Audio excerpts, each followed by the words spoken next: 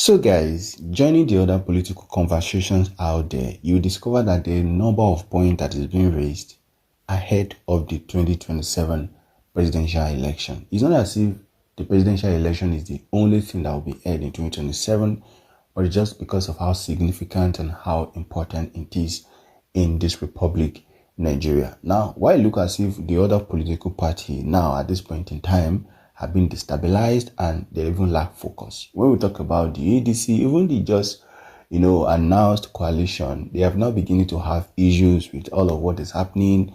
Amisha has made us understand some things, Atiku has made us understand some things, and even David Manko, who happens to be one of their leader, has also made us understand some things. And if we were to go into PDP, we know they have several issues at this point in time with all of their major strongholders that have actually left the political party and formed the ADC coalition. And if we were to go to Labour Party, at this point we have several divisions. We have the Papa division, we have the Bro division, we have the Peter Obi division.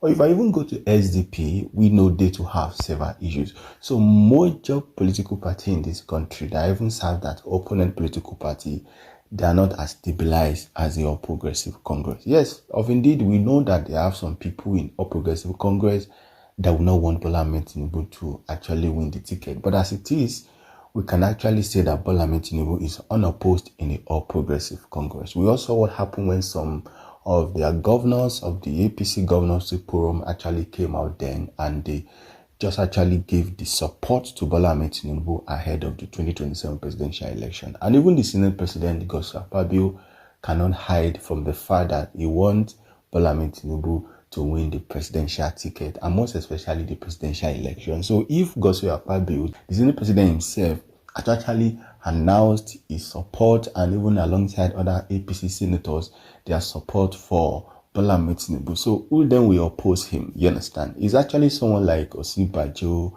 or Amechi, is still in APC, or just to mention a few of some of those people that has what it takes to give Bola Ahmed Tinubu some kind of issue. But now that Amisi has left the party, and I don't think Yemi Osibajo, the former vice president of Muhammadu Buhari, will actually want to contest again, you understand?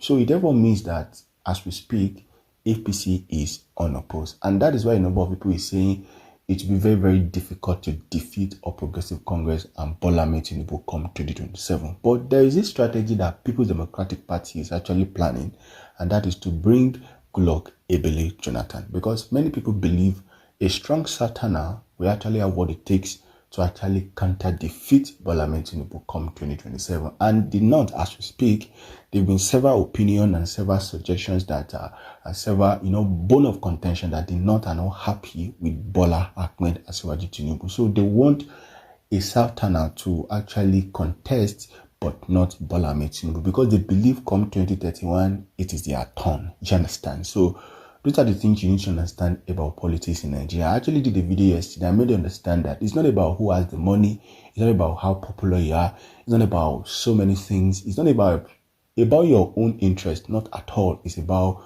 the game of numbers. It's just you knowing how to play your card very well. You understand? So the question is now, who now knows how to play this card more than Bola Ahmed Tinubu that will now defeat him in 2027? Do you think Goodluck Ebele Jonathan will actually defeat him? And do you even think he will even accept to run for president? And if he accepts for president, what are the chances of people like Peter Obi in the 2027 presidential election, guys? Drop your comments and do well to watch this video to the end, guys. God bless Nigeria and God bless Africa. Let me tell you again, start preparing for 2027 and start preparing to get your voter's card. This country must be great again. Peace.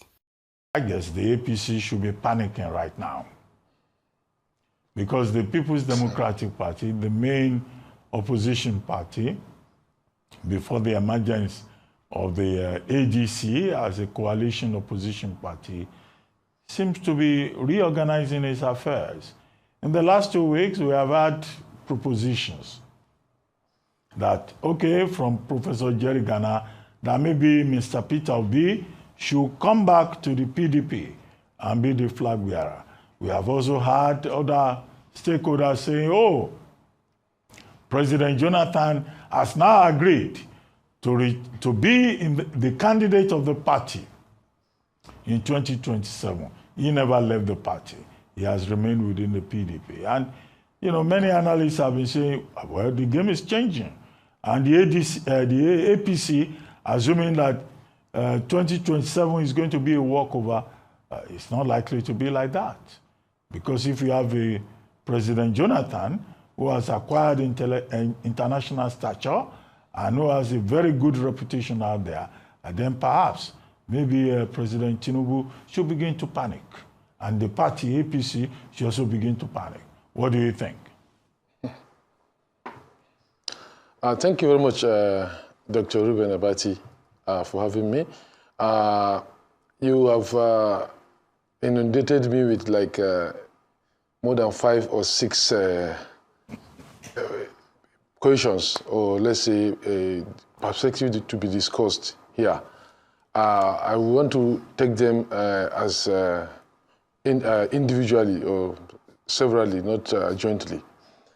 First of all, let me talk about the fact that some stakeholders from PDP are trying to call back the former president, Goodluck Jonathan, to come and run for 2027, and whether the APC should be panicking because of that call. First of all, I want us to understand what wins election is not just personality, but also structure. And also, politically, in every historical epoch, we have what we call the war horse, or war horses, and we have the show horses. Personality-wise, former President Goodluck Jonathan is a gentleman to the core, a very, very nice person, and who is also a very patriotic statesman. Yes, this we have to agree with. But when it comes to the performance, you can see the gap between the 6 years of Jonathan in office and 2 years of Asiwaju Bola Ahmed Tinubu, despite the fact that we inherited what seems to be insurmountable security and economic problems. A lot of things are stabilizing, and within these 2 years, the results are visible, both in terms of security and in terms of economy.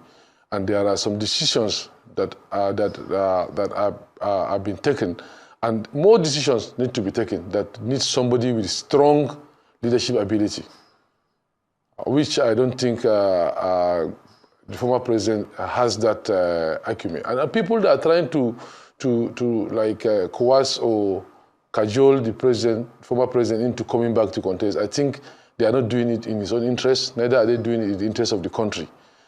These are people that may be part of his government, the elsewhere government, and that made things to be very, very bad for Nigerians, and they are here now trying to push him back again, so that in the event he wins, they will still come and rule this country by proxy.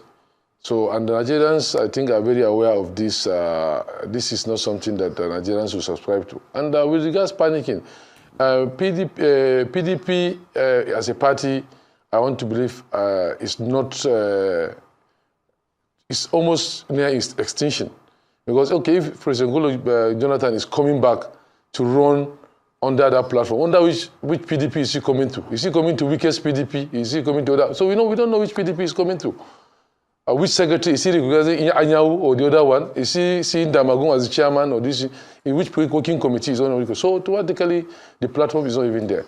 And I want to also reiterate that I don't believe the former president will even subscribe to this idea, because he's not that politically naive, and people that have his interests close to him, I want to believe they will advise him otherwise.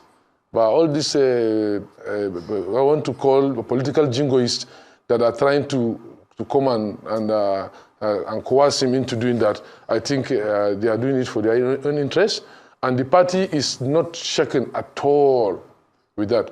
We are not saying that 2027 is going to be a walk in the park, but we are prepared, because we have a lot of things to tell Nigerians, and we have structure to prosecute the election any day, any time.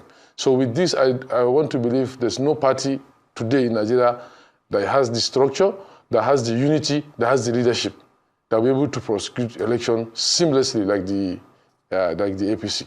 So because of that, there's no panic. But we are not taking anything for granted. We are leaving no stone unturned to ensure that we deliver the dividend of democracy to the people and also make our structures robust and powerful to run any election. Okay, but I mean, the message I seem to be getting, Dr. Salihu, is that, you know, you are also saying, as you said before now, about the ADC coalition, that, you know, they don't constitute a problem. So now you say President Jonathan does not constitute a problem. Okay, how about Peter Obi, who is very strong among the youths and very strong on social media, and who is also being wooed by the PDP, the same PDP. Professor Jerry Ghana already made that clear.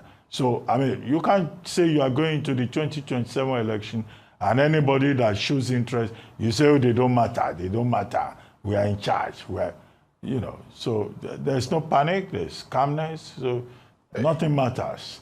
2027 is a walkover. Yeah, we will not say 2027 is a walkover. Neither will we say any political actor doesn't matter.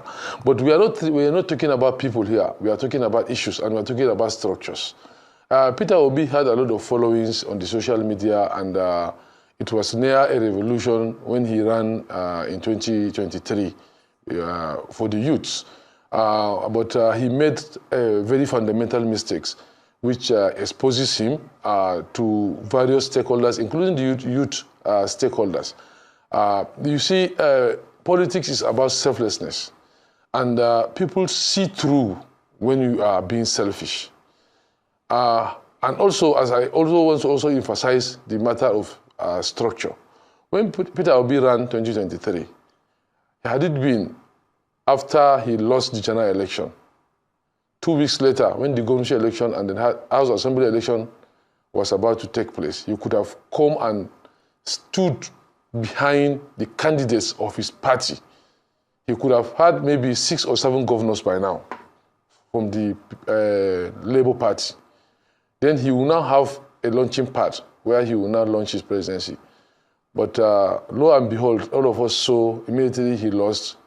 We now begin to see some unholy alliances between himself and governors of other parties, which variably or invariably caused the loss of virtually all the Labour Party candidates, except Oti, who fought for himself. And even the relationship between the two is not that very cordial. So automatically that exposes Peter Obi that he was only coming to do, he's not coming with an ideology, neither is he coming with interest of any party, he's coming with his own personal interest. And that, I will tell you, a lot of stakeholders, there will not be any stakeholders consensus when it comes to backing Peter Obi today. Everybody will first of all look at his own interest before that of Peter Obi, because he has been exposed that he's not somebody that will now stand for you while he's not on the ballot. Well, so that goes to a lot of our candidates, which are not subject of discussion today. But this I will tell you, is one of the fundamental issues that Peter Obi have. And we as a party, we have extracted all this, we are looking at it. So we will not say nobody matters, we will not say nobody is an issue, but what I'm saying is that our level of preparedness would allow us to be able to boast of a robust structure that will prosecute any kind of election, even if it's next week or next month that you now put the ballots. But not to say that we don't have opposition or we are underrating the opposition. Because we are not underrating the opposition, that's why we are always prepared, we are always preparing. A lot of by-elections are coming up, and if you see the level of our preparation, you will know that we are not taking anything for granted, neither we are not belittling any of our oppositions. Okay, Dr. Salihu, beyond personalities. Dr. Abati. I'm sure you are aware of the fact that, you know, part of the narrative is that the North is saying they want power taken away from President Bola Ahmed Tinubu.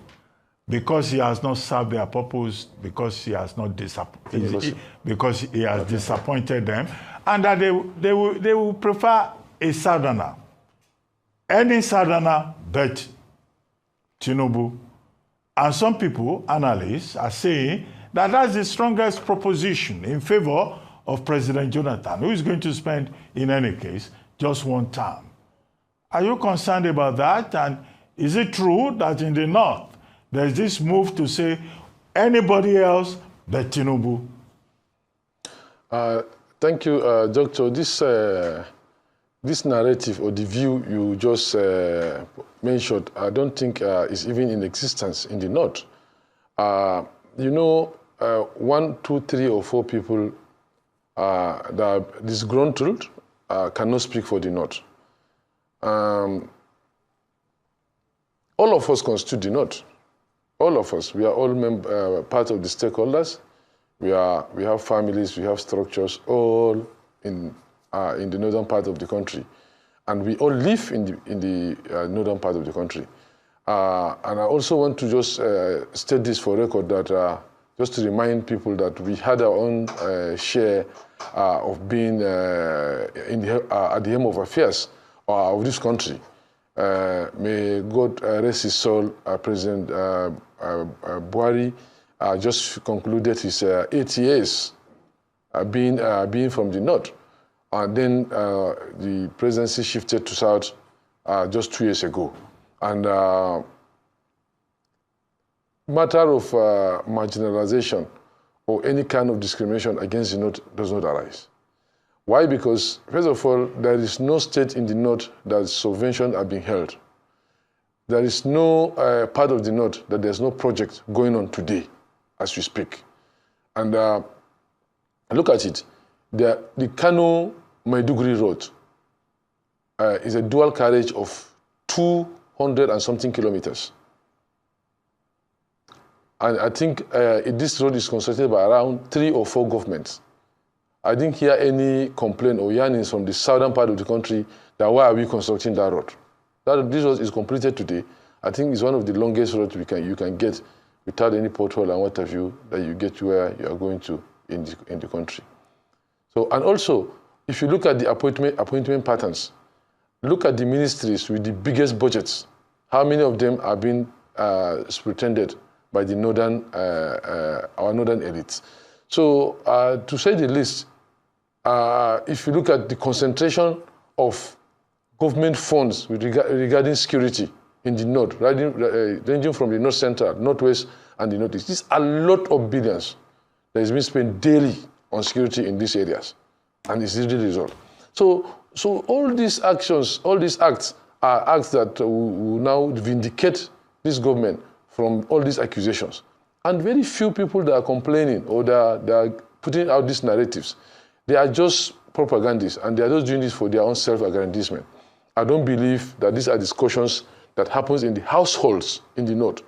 Given the fact that things are stabilizing, people are able to go back to farm, a lot of things are getting better. Yes, okay. We are not there yet. Okay, the economy, the security, a lot of issues. Well, comrade, when you say these are propagandists from the North, take the example of Daily Trust newspaper. Daily Trust newspaper wrote an editorial saying that, look, there's hunger in the land, there's poverty in the land, that the Tinubu administration is not even meeting, the people's expectations. Sunday Dare has responded to say this is not true, that the economic reform is doing very well and all of that. But the Daily Trust is a major newspaper in the northern part of the country. And some people have come to the rescue of the paper to say, well, under Section 22, under Section 39, both of the 1999 Constitution, a newspaper has a right to hold government accountable and to express itself and to observe, give voice to the voiceless and the defenseless. So do you join Sunday Dare to say that all those issues pointed out, that the newspaper is lying to Nigerians, even if the same newspaper has insisted that it stands by its story? I will not only join Sunday Dare, but I'll even go further. First of all, I want not only Daily Trust, but all the media, members of the media and opinion leaders to know that they are accountable to the God Almighty. They are also accountable to the community and the people that follow and listen to their news and opinions, and also accountable to themselves and their families. So sometimes when you write, despite what you feel, you have to look at things objectively. So that column, I want to believe, is one of the most unobjective columns I've ever read. The editorial in column the history of Daily Trust newspaper? Yes, it's one of the it's one of the most unobjective, sir. Because if you want to, most of these comparisons, you cannot. Yes, I would strongly say that, because I want to put this in, I want to put facts before you, Doctor. I don't just want to discuss people. I'm trying to discuss issues here. I just want to look at what most of the issues they raised, one after the other. I want us to understand that I want to believe these people are even more knowledgeable than me, maybe when it comes to what is happening in the world. I want them to understand that Nigeria is not operating as a country in isolation. We are not an island. We are part of the global economy. And all of us know, if you want to rate the inflations all over the world today, all over the African countries, including our next door neighbor, Ghana, we know what the inflation is. You understand? And we know how it's being managed. And we know where we came from. If you want to do a historical analysis, right from 2015, when the APC took over, down to today, 2025, you will see the progression. In the first place, there's a time that 5-6 states were not paying salaries. Economics was near comatose. We are window dressing everything. There is a time that the CBN governor can make whoever he wants to make rich within 2-3 hours because of the different exchange rate and what have you. There is a time that we are paying subsidy in trillions. There is a time that we cannot finance our basic needs. There's a time that we are going on ASU strike for 6-7 months. There's a time that you cannot go to mosque or church in Abuja. You cannot go to offices, your offices, including international offices and embassies, including the newspaper houses like This Day and what have you. All these things, the economy did not make this comparison. It just jumped and no. It was very, very unobjective, because I don't want to believe he's an inexperienced, or no, I just want to believe it's unobjectivity. There's no objectivity in that column, and that does not reflect the position of the chunk of the populace of the North. That's why even if tomorrow you put a ballot box, we'll still win in the North. We have by-elections, including my state, by the grace of God, this Saturday coming. You will see what the people will say, will speak through the ballot boxes. So this is not the position of the North, and this is should not even be the position of any Nigerian, or not to talk of a newspaper editor or personality. Let's look at this objectively. If you want to do a historical comparative analysis, take historical epochs and events and compare the situation. As I said, always say, is that if you want to understand what security is, you have to know what the security was. Okay. But this is very highly unobjective. Well, and I want to believe it's irresponsible of this columnist that gave this. It's highly irresponsible of him. Okay, Dr. Salihu, I get your point, but I would just like to advise that perhaps it may not be quite advisable for a sitting government to fight the media and challenge the powers of the media, which are constitutional, absolutely legal rights to express opinion, and also to hold government accountable.